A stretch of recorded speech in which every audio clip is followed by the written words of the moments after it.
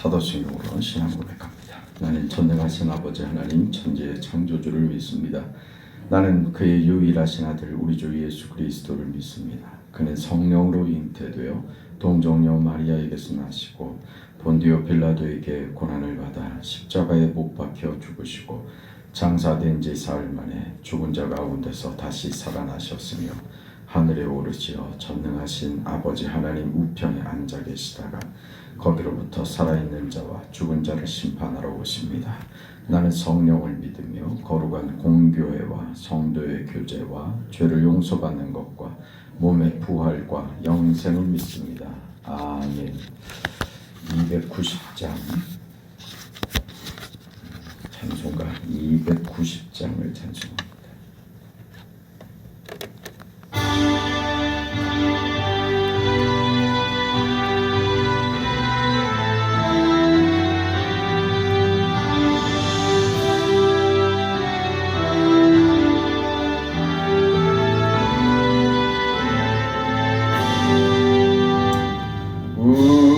우리는 주님을 늘 배반하나 내 주 예수 여전히 날 부르사 그 참되신 사랑을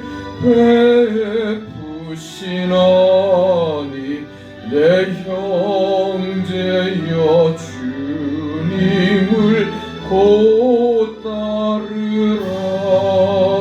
주 널 위해 비네 주 널 위해 비네 주 널 위해 비네 항상 비시네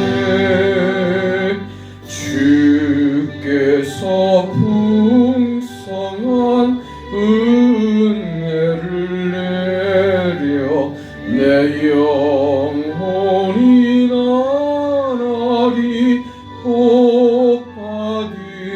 복하더니 주 예수를 너희도 구주로 섬겨 곧 따르면 풍성한 복 받겠네. 주 널 위해 비네 주 널 위해 비네 주 널 위해 비네 항상 비시네. 무거운 짐지고 애타는 인생 주 예수께 돌아와 고치어라. 내 주 예수 여전히 올 보실 때에 참복락과 네가 넘치겠네. 주 널 위해 비네 주 널 위해 비네 주 널 위해 비네 항상 비시네.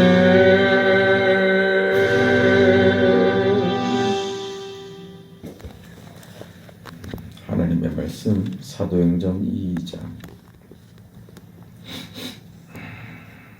사도행전 2장 43절에서 47절 마지막 절까지입니다. 43절부터 우리 함께 읽습니다. 사람마다 두려워하는데 사도들로 말미암아 기사와 표적이 많이 나타나니 믿는 사람이 다 함께 있어 모든 물건을 서로 통용하고 또 재산과 소유를 팔아 각 사람의 필요를 따라 나누어주며 날마다 마음을 같이하여 성전에 모이기를 힘쓰고 집에서 떡을 떼며 기쁨과 순전한 마음으로 음식을 먹고 하나님을 찬미하며 또 온 백성에게 칭송을 받으니 주께서 구원받는 사람을 날마다 더하게 하시니라. 아멘. 베드로의 설교로 3,000명이 회개하는 것으로 초대교회 예루살렘 교회가 시작이 됩니다. 시작되는 이 초대교회 예루살렘 교회의 특징, 그 모습을 오늘 우리 성경에서는 모든 물건을 서로 통용하고 또 각 사람의 필요에 따라 나누어 줬다. 왜 오늘 성경은 교회의 처음 설립의 특징이, 처음 시작되는 교회의 특징이 물건을 서로 통용하고 각 사람의 필요에 따라 나누어 줬다. 왜 이것으로 갔을까? 지금 이 내용이 뭡니까? 물질이죠. 교회의 특징을, 가장 중요한 특징을 물질에다 딱 두고 있는 거예요. 참 이런 말씀들은 참 우리에겐 부담스럽습니다. 초대교회 각자가 자기 재산을 다 팔아서 그걸 헌금을 하고 그것을 각자 필요에 따라 나누어 주고 유무상통하고 하는 이런 모습들이 그럼 나도 그래야 되는 것인가 하는 어떤 부담으로 오죠. 여러분, 이것은 우리 신앙과 이 교회가 가지는 어떤 특징을 얘기하는 겁니다. 반드시 이래야만 한다라고 쓰시는 것이 아니라 왜 서로 자신들의 물질을 조금 더 아낌없이 이렇게 나누게 됐을까? 왜 물질 문제가 가장 먼저 등장을 하고 변화된 자들의 가장 큰 특징이 물질에서 이렇게 자유로워질 수 있는 것으로 그렇게 설명이 되고 있는가? 그걸 우리가 들여다봐야 되는 것입니다.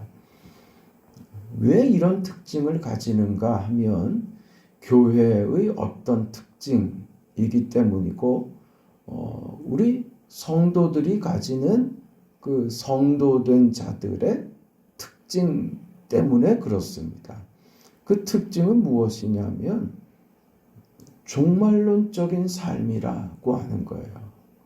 교회는 종말을 사는 하나님의 자녀들의 공동체입니다. 그 개개인 성도들도 마찬가지로 종말론적인 삶을 사는 자들입니다. 그런 특징을 가지고 있죠. 우리는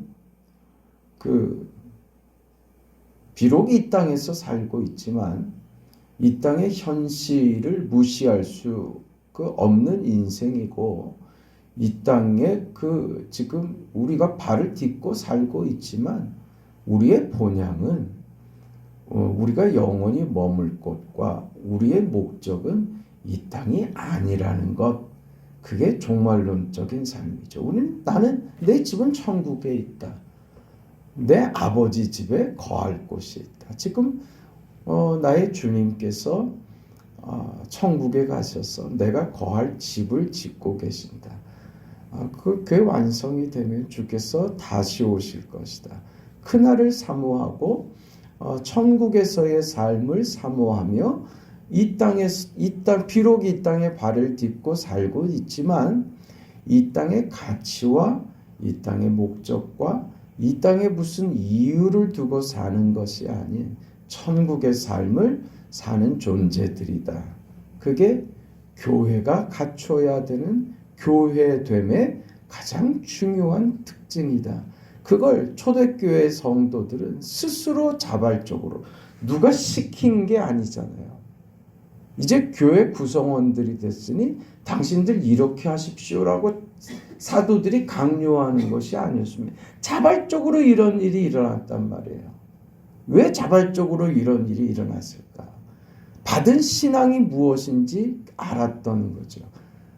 뭘 받았어요? 천국을 받은 거예요. 그러니까 인생의 가치가 달라진 것이죠. 세상의 가치는 무엇으로 대표됩니까? 두말할 필요가 없어요. 물질입니다. 돈입니다. 돈이면 다 되는 세상입니다.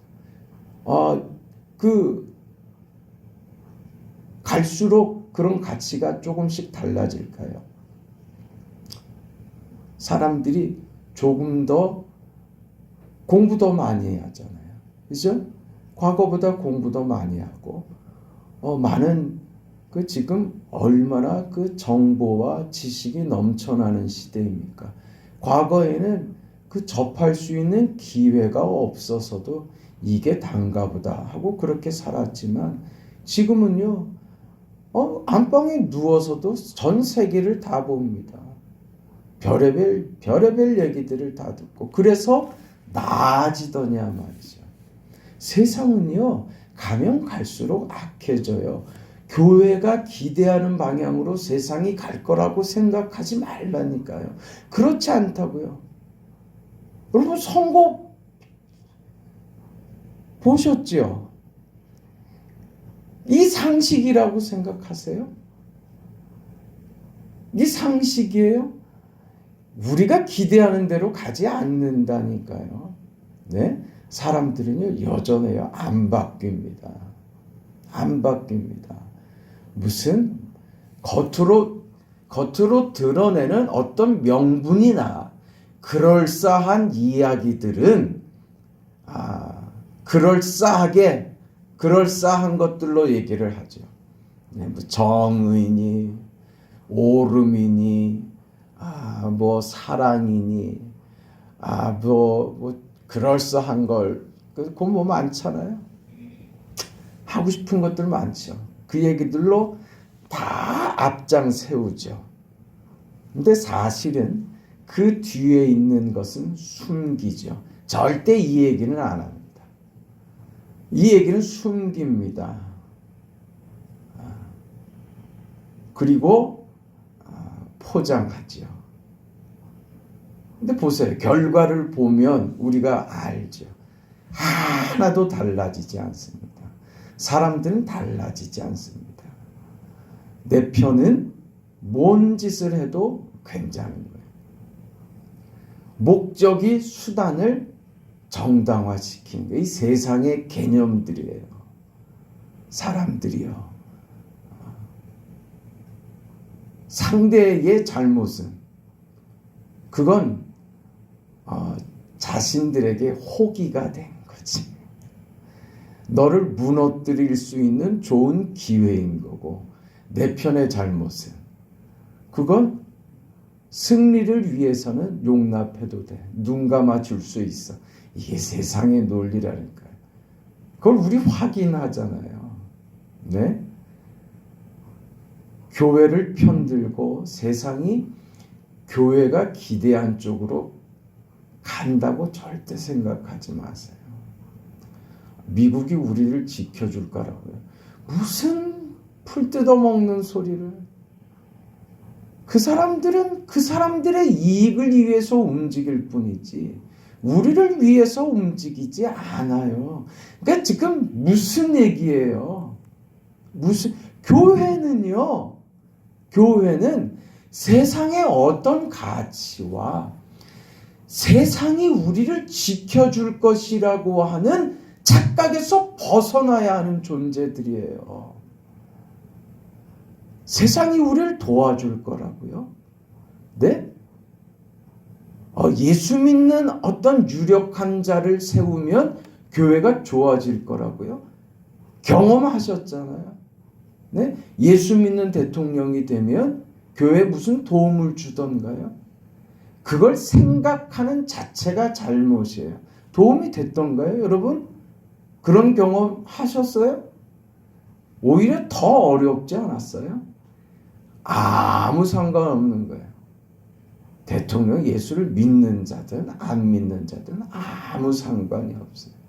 왜 그런 얘기들을 하고 왜 자꾸 그런 기대를 하고 하느냐 하면 거기 기대는 거예요.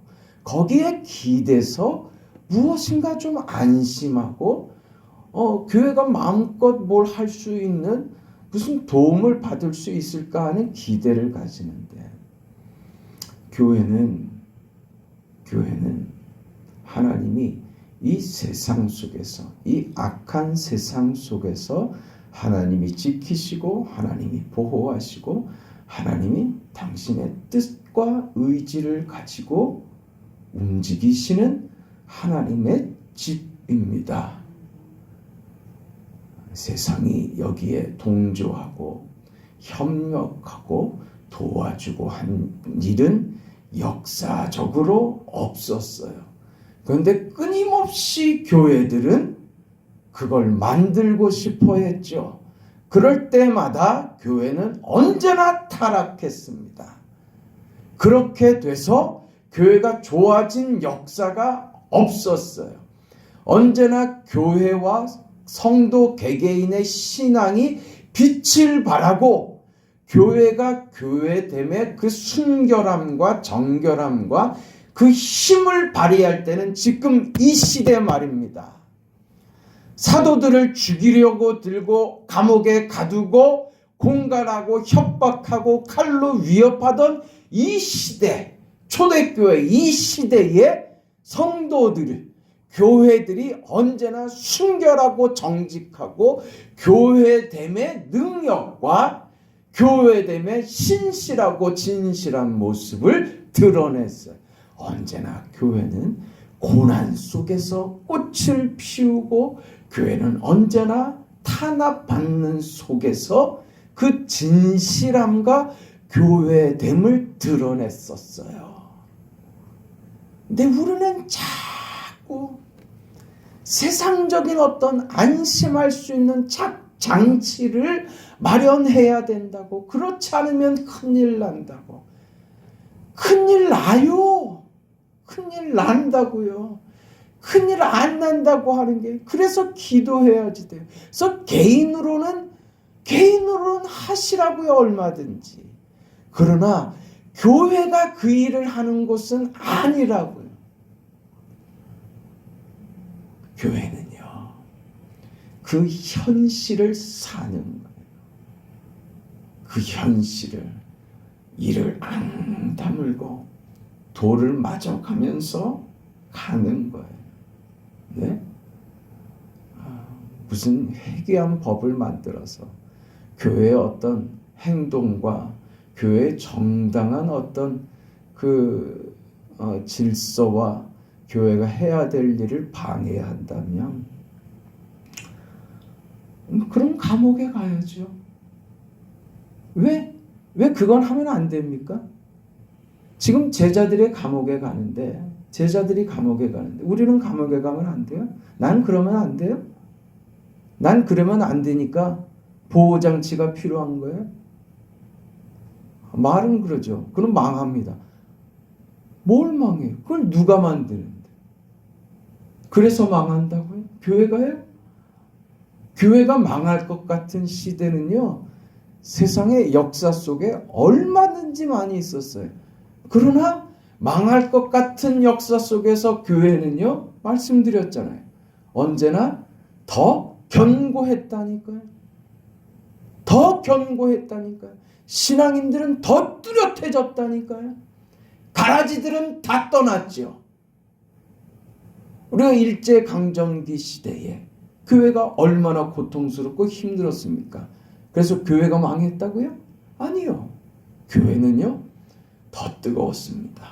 성도들의 기도와 그 간절함은 더했고 믿음은 더 신실해졌으며 지금 초대교회처럼 내 것을 내 것이라고 생각하지 않고 서로 나누고 통용하며 각자 자기 집에서 떡을 뗐습니다.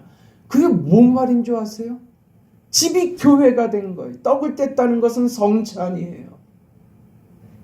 집집마다 돌아다니면서 예배를 드리고 그곳에서 떡을 떼며 성찬을 나누고 주님이 그 가운데 임재하여 가정들이 교회가 되며 가정들이 주의 성찬을 나누며 주께서 임재하시고 동행하시고 함께 하시는 공간이 됐다니까요.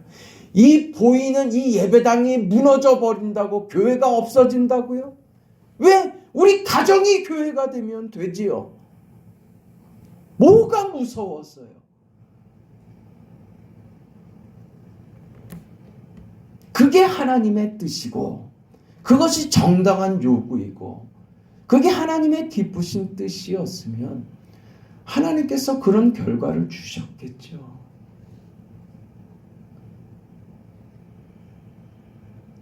십자군 전쟁이 얼마나 기독교회사에 얼마나 치명적인 오점을 남겼는지 우리 기억해야지 돼요.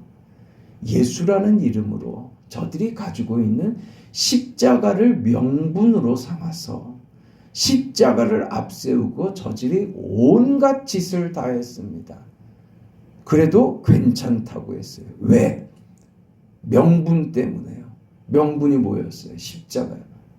우리는 신앙을 명분으로 삼아서요. 별짓을 다 한다니까요. 그거 아니라고요. 그거 아니라고요. 왜 자꾸 그럴까요? 세상적인 어떤 가치와 세상의 힘의 논리와 세상의 것으로 교회가 어떤 안심과 교회도 그것이 필요하다고 생각하는 나도 세상에 어떤 것들이 내게 필요하다고 생각하는 요구 때문에 그런 거예요. 오늘 초대 교회의 시작, 처음 교회의 모습에서 왜 세상의 물질로 대표되는 세상의 가치와 세상의 논리와 세상의 질서를 완전히 무시하는 나 이것과 상관없는 삶을 살게 됐습니다라는 그런 신앙의 고백들이 교회 안에서 이렇게 순식간에 삽시간에 퍼져서 모두가 이 일에 동조하며 이 일을 모두가 기쁨으로 동참하는 자원하는 일로 돼버렸냐 이거죠. 신앙의 본질이 그렇기 때문에 그런 거예요. 여러분 뭘 기대합니까? 뭘 기대해요? 예수 믿어서 내가 세상적인 어떤 안심을 얻어야 내 믿음이 보상되는 것 같습니까? 내가 예수를 믿는다고 하는 것 자체가 어떤 세상적인 안심과 내가 육체적으로 건강하고 물질적으로 좀 더 풍요로워져서 자신 있게 당당하게 살고 세상 앞에서 자신 있게 좀 돈도 이렇게 척척척척 하면서 그렇게 사는 게 그게 폼나는 거고 그게 예수 믿는 것으로 하나님께서 나를 멋지게 만드시는 예수 믿는 것에 뭐 무슨 뿌듯한 모습이라고 그런 기대를 갖고 있습니까? 내가 예수를 믿어줬으니 이런 보상을 하나님이 해주시는 것이 마땅하다고 생각합니까? 그거 아니라니까요. 우리가 한 것 아무것도 없어요. 오히려 하나님이 아무 요구도 없었고 자격도 없는 내게 일방적으로 나의 죄를 사해 주시고 나를 죄에서 건져 구원하여 하나님의 자녀를 먼저 만들어 주셨어요. 그걸 중생받은 사람은 깨닫지 않을 수가 없어요. 왜? 그 속에 성령이 거하는 사람이 돼버렸기 때문에 그런 거예요. 그래서 우리 어제 저녁에 말씀을 나눈 대로 무슨 반응을 보여요? 우리가 어찌할꼬 하는 반응이 나온다. 회개와 내가 주를 믿습니다 하는 반응은 구원받은 결과로 나타나는 반응들이란 말이에요. 그러니 우리가 받은 것은 다 내가 소유한 것, 내가 뭘 해서 내가 취하게 된 것은 아무것도 없다고요. 그러니 무슨 청구서를 내밀 게 내게는 없단 말입니다. 오히려 내가 감당할 수 없이 큰 것을 받았다는 것을 느끼고 알죠. 받은 것에 하나님께서 이것이 무엇인 줄 아느냐? 이것은 세상의 가치를 초월하는 것이다. 세상이 주는 것과 다른 그보다 훨씬 큰 내가 너에게 주는 우주의 모든 것, 천국이며 나의 관심이며 나의 의지이며 나의 마음의 전부를 너에게 담아준 것이란다. 이것을 알게 되죠. 그렇다면 하나님은 어떻게 살면 좋겠습니까가 당연히 나오는 것이고, 그래, 내가 너에게 모든 것을 다 주며 너에게 거는 나의 기대는 바로 이것이란다. 뭐예요? 내가 너를 창조할 때 가졌던 나의 창조의 목적을 회복시키는 것이 나의 의지며 나의 뜻이란다. 그게 뭐예요? 하나님의 형상대로 지음받은 나의 본래의 자리 말입니다. 그걸 뭘로 확인하라고요? 내가 너를 위하여 하늘 보좌를 버리고 인간의 육신을 입고 이 땅에 온 것처럼, 그리고 십자가에 죽은 것처럼 그게 너의 인생으로 담아져야 된단다. 그게 나의 요구이고 그거 쉽지 않단다. 그래서 그 인생을 살아낼 수 있도록 나의 성령을 너에게 보내노라. 주의 성령이 너를 안심시키고 붙들어주며 그 인생을 살아낼 수 있도록 힘과 격려를 아끼지 않을 것이란다. 그렇게 살겠습니다. 마땅히 그렇게 살겠습니다. 그것이 내 인생의 자랑이며 그 다름이 하나님께서 내게 기대하시는 것이라면 하나님, 그것은 나의 만족이며 나의 명예이며 나의 기쁨입니다. 그래서 이렇게 사는 거예요. 물질을 서로 통용하고 나누고 각자의 집에서 집집마다 돌아가면서 떡을 떼며 예배하며 기쁨을 나누며 하는, 여러분, 이게 왜 초대교회만 있을까요? 제가 기대하고 제가 기도하고 우리 교회 안에서 이루어져야만 하는 교회가 교회된 모습인 거예요. 이 기쁨에 충만해서 모든 것을 주지만 더 큰 것으로 채워져 있는, 더할 수 없이 풍족한 상태예요. 그게 우리 교회가 되어야지 되고, 그게 여러분의 인생이 되어야 합니다. 그게 지금 교회라고요. 여러분, 우리는 뭘 봐요? 베드로의 설교 한 번에 3,000명이 회개하더라. 그게 자꾸 눈에 들어오죠. 그게 눈에 들어오죠. 베드로의 유능함 때문에 그랬다고요? 아니라고 분명히 말씀을 드렸습니다. 왜 자꾸 목사가 이런 걸 강조하는지 이해를 하셔야 돼요. 목사 생각으로가 아니고요. 성경이 얘기하고 있다고요. 성경이 왜 자꾸 이런 강조점을 둘까? 사람이 하는 거 아니다. 내가 하고 있다. 내가 하고 있다. 그것이 내가 지금 이렇게 전개하고 펼쳐나가고 있단다. 그게 성령의 강림이란다. 성령을 무슨 도구화 시키지 말거라.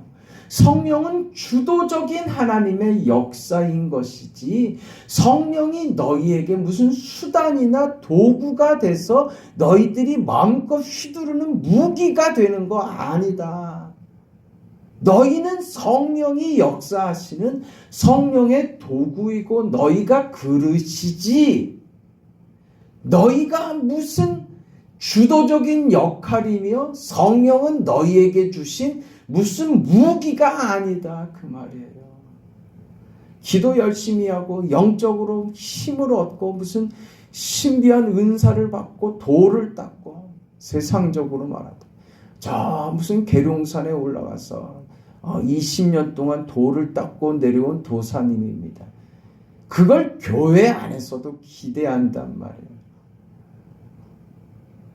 여러분 그 말에 어떤 의미가 담겨 있는지 아세요? 우리 목사님은 기도 많이 하시는 목사님이에요. 그 속에 뭔 기대가 담겨 있어요? 신령하다 이거지. 우리 목사님이 기도해 주시면 착각하지 말라니까요. 목사는요, 여러분을 위해서 기도합니다만 무슨 여러분보다 무슨 신통하고 무슨 영적인 그 실력이 뭘 뛰어나서 여러분보다 기도에 무슨 응답이 빠르거나 그런 것으로 아니에요. 목사는 하나님의 말씀을 바르게 해석하고 바르게 적용해서 말씀대로 살도록 목양하는 게 목사이지요. 기도하는 건 여러분 몫이라니까요.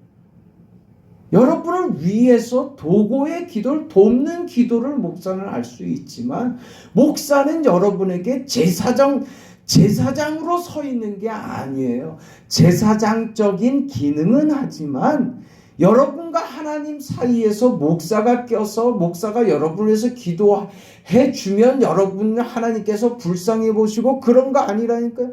그걸 여러분 자신에게 주셨다고요. 무슨 신통하고 실력 있는 어떤 사람의 기도를 받고 싶고 제발 그런 짓 하지 말라고요. 그러니까 성령을 무슨 용한 점쟁이나 무슨 실력 있는 무당 찾아가는 것처럼 교회 안에서도 그 짓 하는 사람들이 있다는 말이에요. 무슨 기도 많이 한 어떤 목사님, 기도 많이 한 어떤 사모님을 찾아가 이것들이. 그래서 거기 가서 목사님도 가서 무릎을 꿇고 머리를 숙이고 나 안수 한번 해달라고. 뭐 하자고요? 뭘 얻겠다고? 얼마나 기가 막혀요. 기가 막혀. 우리는 알아야지 돼. 여러분 보세요. 초대교회가 어떻게 이루어지는지, 하나님의 교회 운동이 어떻게 이루어지는지 보세요. 이 마지막 절이 기가 막힌 거예요. 보세요. 47절 같이 한번 읽으세요. 시작. 하나님을 찬미하며 온 백성에게 친송을 받으니 주께서 구원받는 사람을 날마다 더하게 하시니라 이거예요. 네? 교회가 선교적 사명을 가진다는 것은 선교사를 세계로 파송을 하고 물론 그거 옳고 좋고 훌륭한 일이고 마땅히 그렇게 해야지 되는 일이에요. 근데 그걸로 교회가 선교적 사명을 했다고 말하면 안 된다고요.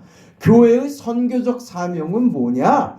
교회가 교회됨으로, 교회가 교회되어짐으로 성도들이 교회 안에서 거룩한 공동체를 이룸으로 자연스럽게 어떤 기능이요? 선교적 기능을 발휘하게 되더라 이거예요.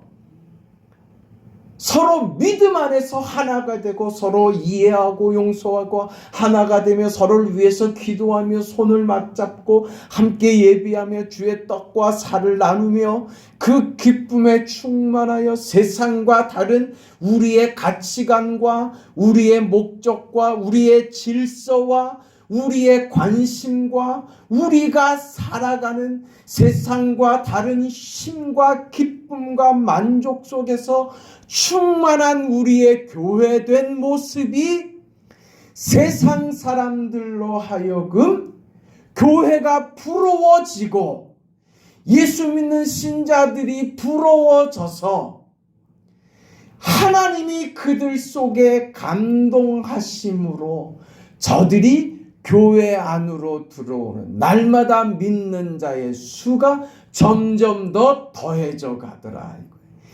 이 날마다 수가 더해져 가는 것이 능력 있는 사도의 설교 때문에 전도가 막 일어나는, 무슨 전도자라는 어떤 사람이 교회 안에 들어와서 교회가 부흥됐다가 아니란 말이에요. 이게 교회는 종말론적인 그 삶과 방향과 목적을 가지고 교회된 정체성을 지켜나간다면 교회는 이 교회됨을 나타내게 될 것이다. 종말적 삶이라고 분명히 말씀드렸습니다. 세상의 가치와 세상의 힘에 기대지 말라고요. 하나님이 그 기도 안 들어주신다고요. 그렇게 해서 힘을 가진다고 교회가 좋아지지 않는다고요. 얘야, 고통을 겪어내거라.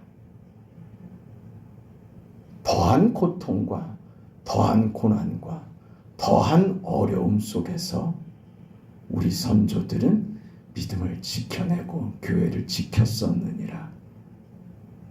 그럼 우리는 어떻게 기도해야지 돼요? 우리에게 힘을 달라고요? 교회를 돕는 정부를 만들어 달라고요? 그거 아니라니까. 세상이 어떠하든지 하나님 말씀하신 대로 세상은 교회를 점점 더 어렵게 할 것이고 세상은 점점 더 악해질 것이라고 하는 주님의 가르침을 받고 있으며 그것을 생각할 때 사실 두렵습니다. 사실 두렵습니다. 솔직히 말해서 내가 어떤 불이익을 겪을지, 우리 교회가 어떤 어려움을 겪을지 생각하면, 한국 교회가 어떤 어려움에 빠질지 생각하면 내가 직접적으로 그렇게 당할 것 같지는 않지만 이게 화가 나고 부하가 치밀어 오르고 그게 원통해서 못 살 것 같습니다. 그러나 하나님 겪어내겠습니다. 그 과정에 내가 죽어야 한다면 죽을 수 있는 그런 용기를 내게 주세요. 내가 죽어서 교회를 지킬 수 있다면 우리 믿음의 선조들이 예수께서 그렇게 우리의 구원을 이루셨던 것처럼, 사도들이 죽음으로 교회를 세워갔던 것처럼 저도 그 영광의 반열에 저도 세워주세요. 순교자적인 그런 마음으로 이 세상을 살겠습니다. 그 믿음을 우리에게 주세요. 그게 우리의 기도의 제목이 돼야 되는 거예요. 여러분, 이게 싫은 거예요. 우리는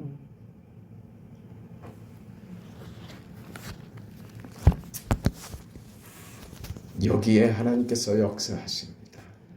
힘을 가질 때 역사하시는 것이 아니라 죽겠습니다. 하나님 죽겠습니다. 이 세상을 어떻게 삽니까? 이 꼴들을 어떻게 봅니까?